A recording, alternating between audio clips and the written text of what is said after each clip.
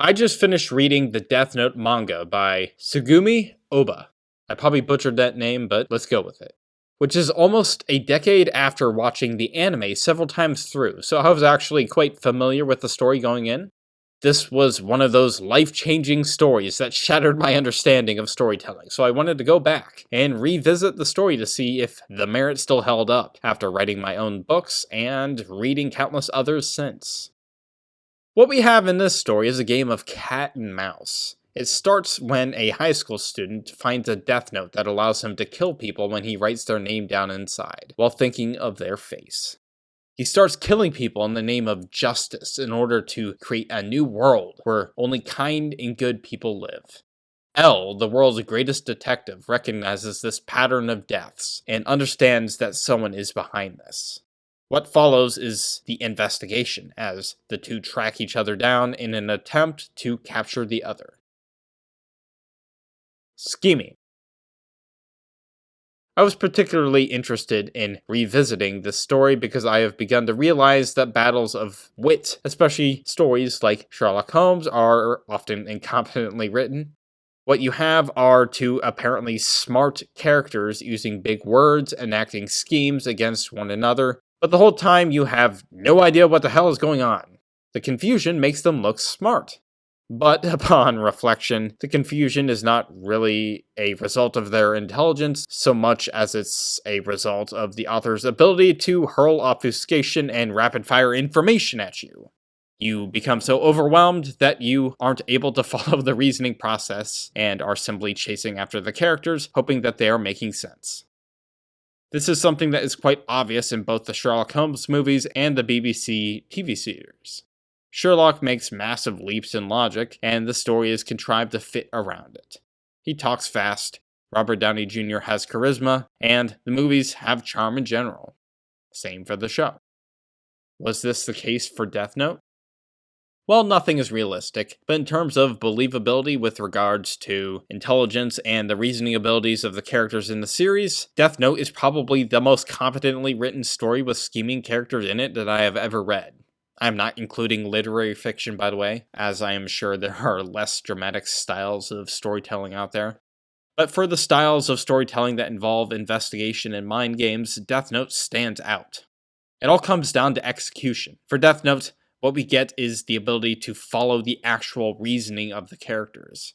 The series in both the anime and the manga is very cerebral, so it focuses a lot on the thought processes of the characters involved. More often than not, you understand what they are thinking just as they are thinking it, for the same reasons they are thinking it. You actually follow the process. But at the same time, Oba knows when to withhold the thought processes as well. He holds this delicate balance of showing enough reasoning to let you know he's a competent writer, but is also willing to withhold the information at key moments in order to build up tension at key points in the story. And this works far better than the stereotypical scene with the charismatic eye roll and well, obviously he would have done X, Y, and Z because of A, B, and C. You know the scene I'm talking about. The one where you pause and wonder whether their conclusion actually makes sense or not. Which leads to another brief point, which is how Death Note's characters are willing to acknowledge their assumptions. They state that they're making an assumption, they then draw out the implications of the assumption, and then they see where that assumption leads them.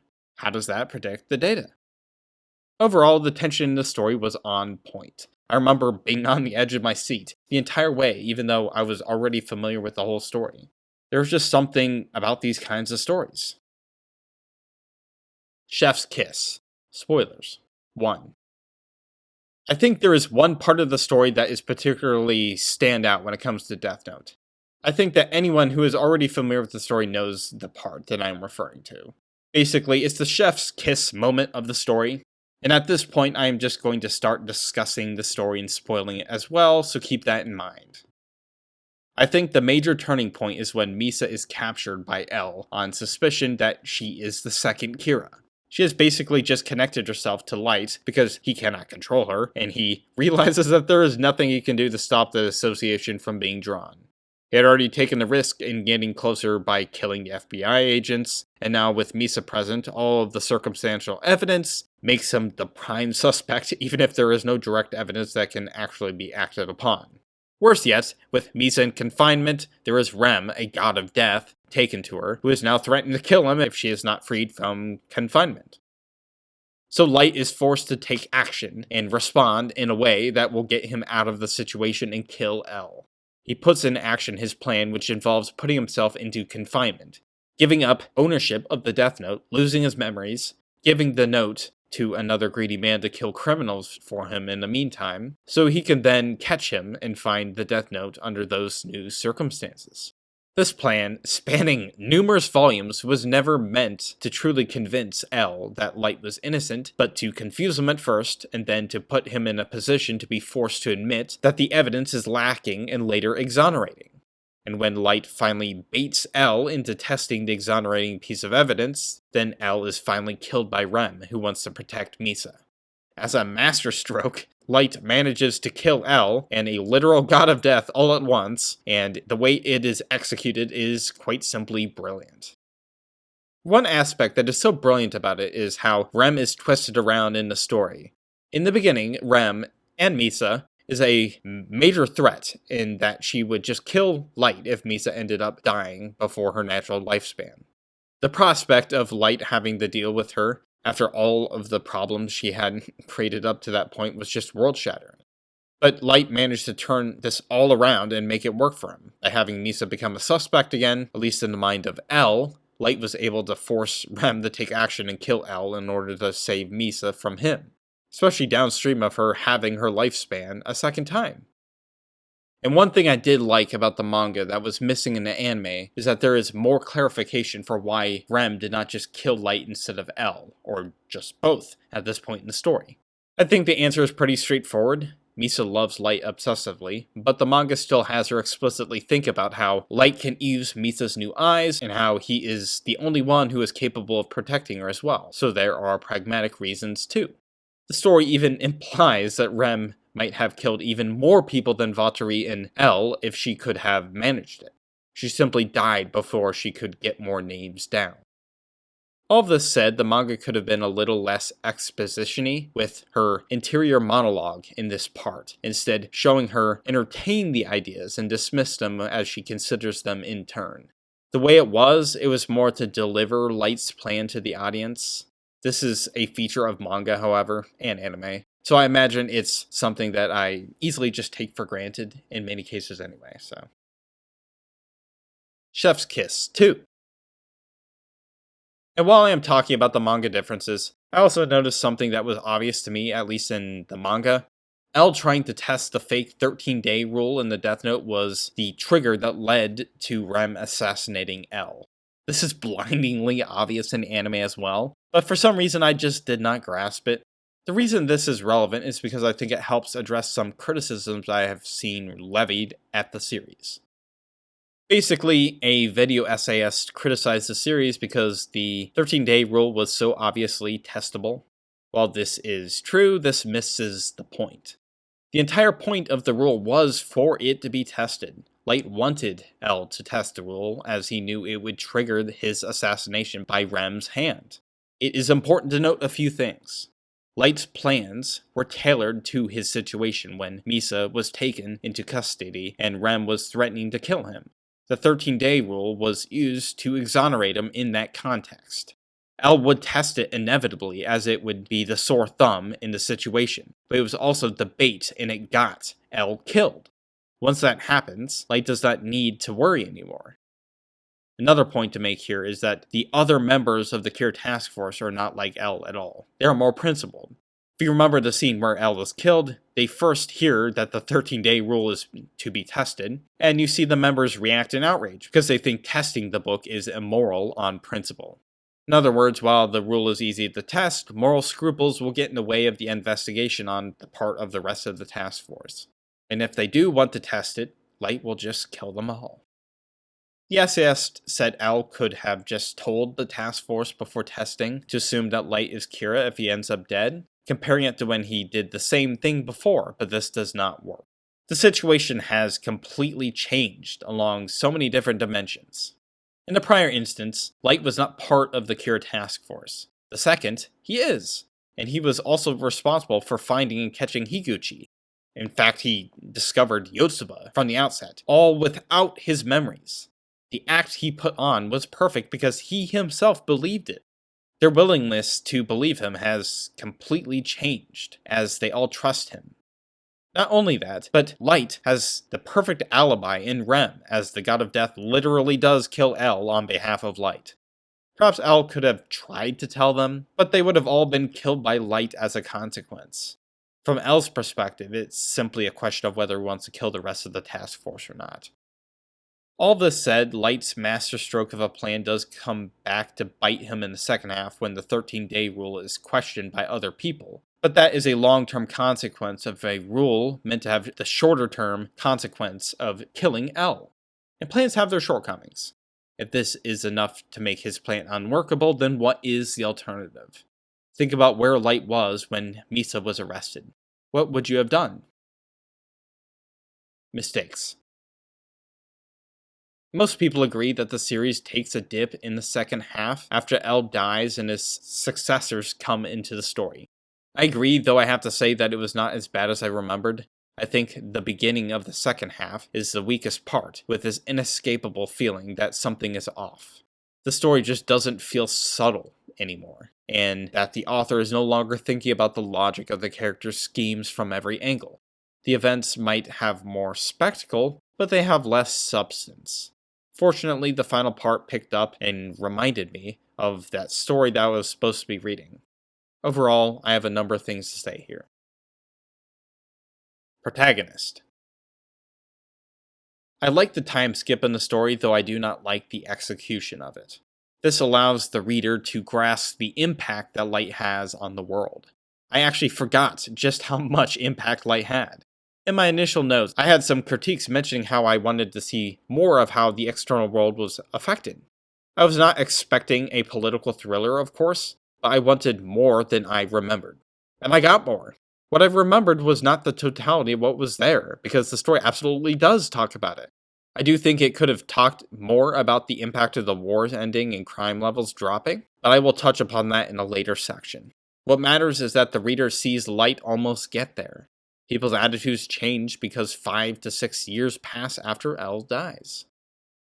But there is another aspect of this that I did not like, and that is how this impacts Light and the reader's relationship to the character. There are different ideas to take in mind here, and there are trade-offs to consider. I don't think there are any perfect solutions, but at least one possible idea that Oba should have considered is shifting the perspective away from Light.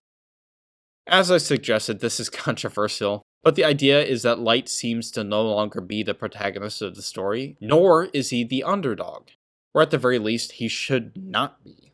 The idea of shifting to Nier's perspective might actually provide an interesting spin on things. One problem with Nier is that he was not unique enough, but if he were portrayed in this way, then that might actually give an interesting spin that we need. Part of what motivates this is also just the annoyance of watching Light make stupid decisions in the beginning of the second part when he ought to know better, and that is a good segue into the next part. Idiot 1. In some respects, Light is an idiot in this half of the series.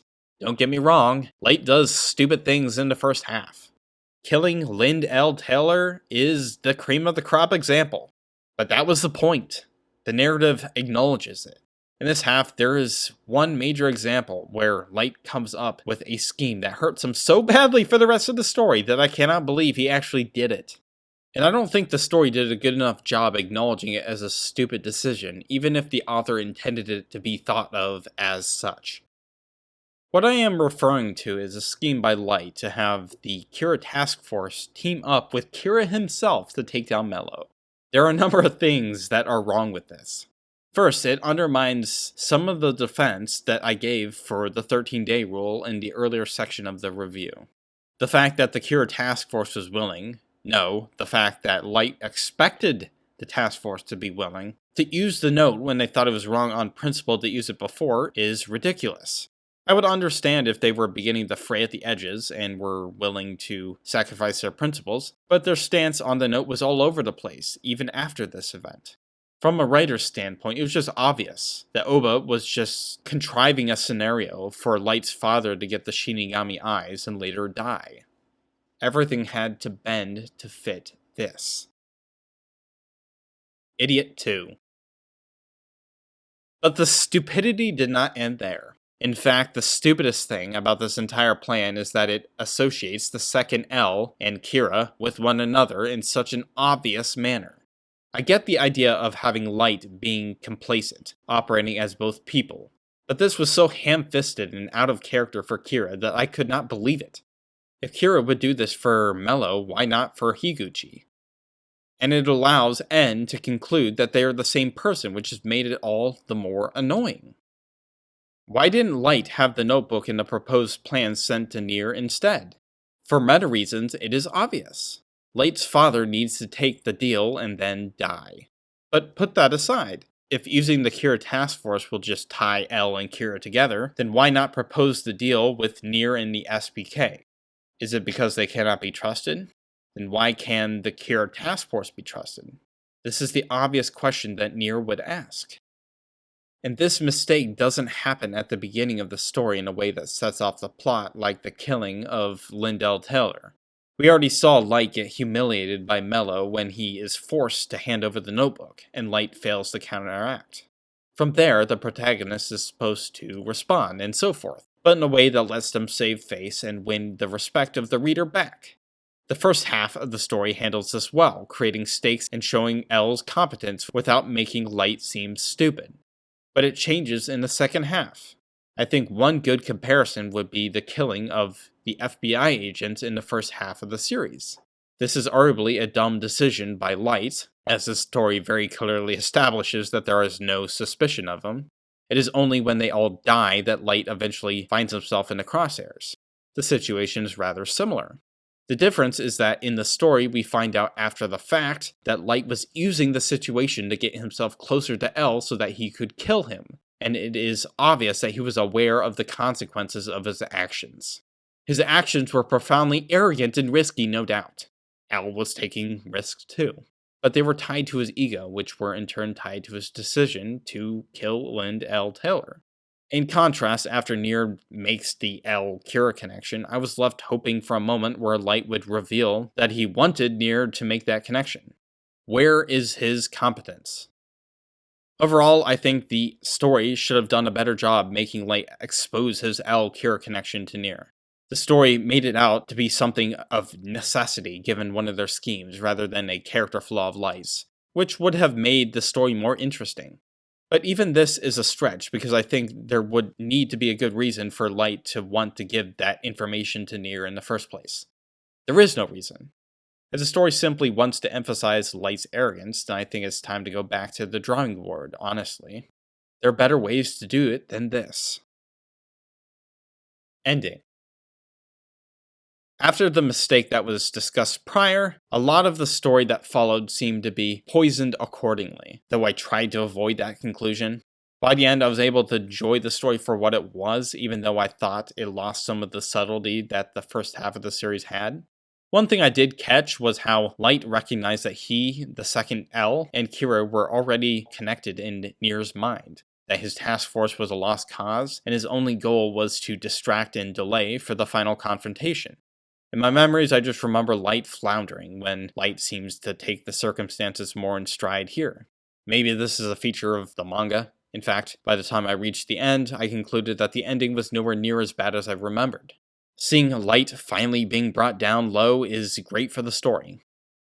All of that said, there are still problems with the ending. I think the main issue can be summed up in the idea that Light does not necessarily lose because of his arrogance, nor is Nier held back by his shortcomings, implying that his victory would be achieved by overcoming them. To be clear, Light is arrogant.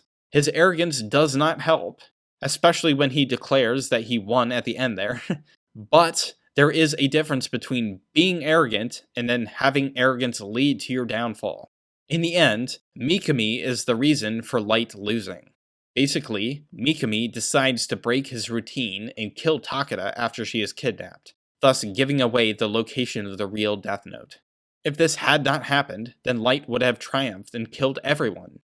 The story muses on how Mikami being too loyal and too perfect was ultimately Light's downfall. This is funny on one level, and even cool, in that the perfect pick was too perfect, but it also has nothing to do with arrogance. All of Light's smug commentary could have remained, and he would still have won, because his arrogance was not the reason he failed in the end. He failed because of Mikami. And like I mentioned, Nier does not win because he realized that he had some kind of flaw. He simply made a mistake. And when Mello took action at the very end of the story, Nier was able to correct himself. The one saving grace was the fact that the two of them working together were needed to suppress L and defeat Light. Kind of. The idea is nice, but the execution of all of this made the whole thing come off as a bit shallow.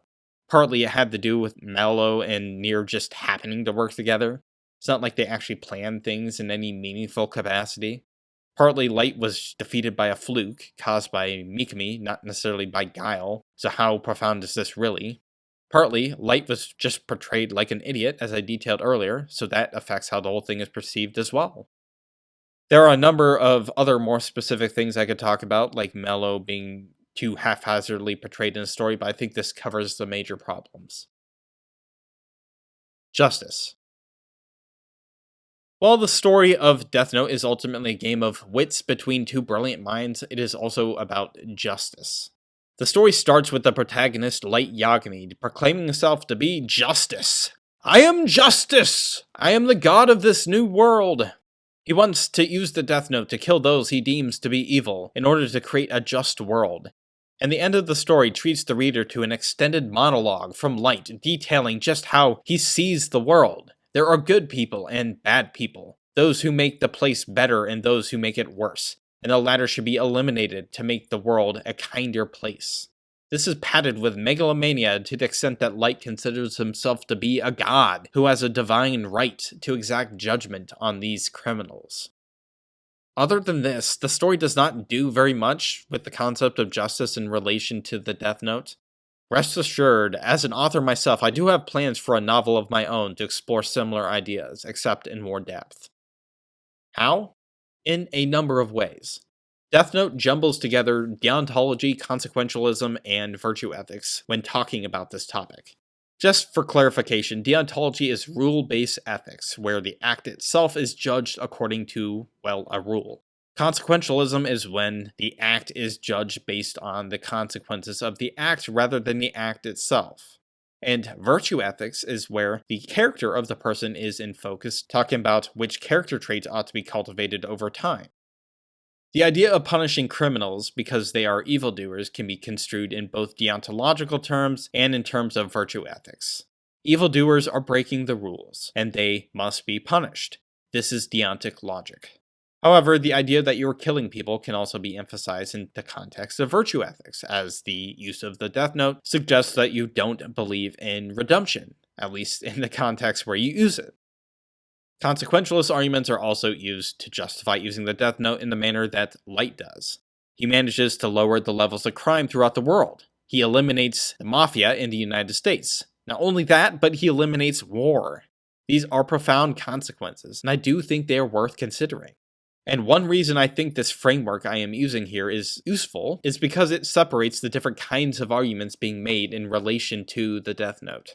While I do think eliminating war is something worth grappling with, I don't think the story actually engages with the question in any meaningful manner.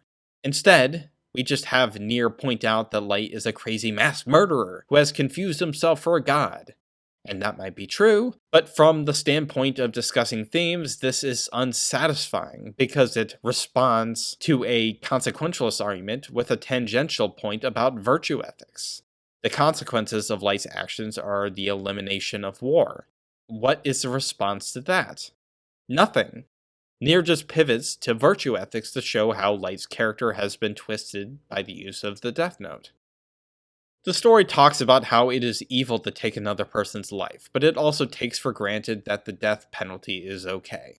What if the Death Note was used as a means to that end? What if the Death Note was not used by a single person, but by a government with regulations and accountability? Would war be worth eliminating then? What would Nier's argument be if Light wasn't a megalomaniac? If killing people with the Death Note is evil on principle, then presumably it is wrong regardless of whether you think you're a god or not. One of the characters mentioned that people living under fear is not true peace. But you could compare this to nuclear weapons, which almost certainly ended the Total Wars that climaxed in the 40s, forcing global powers to resort to proxy wars instead. Another interesting thought I had while reading. It'd be interesting to see the different kinds of ideologies that the Death Note could be used for. What about a materialist ideology? Perhaps even a eugenic one, where they don't see themselves as a god, but rather see this strictly as a calculated process of removing people who aren't productive, placing selection pressures on the population and so forth. By having the Death Note change hands into different ideologies, and by having more arguments about the ethics of killing in relation to these people using it in their varying ways, there could be a wealth of discussion to be had about justice in society. Alas, I wasn't really expecting this, but this is something that I am looking for at least.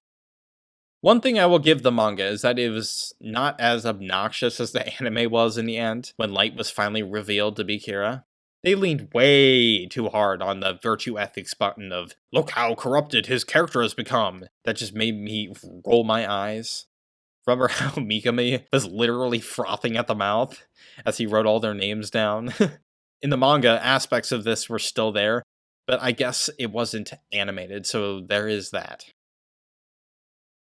Conclusion. Overall, I like the read. The front half of the manga is near perfect, while the second half is unfortunately dead weight, in large part. I will give the front half a 9 out of 10, while I will give the second half a 2 out of 10.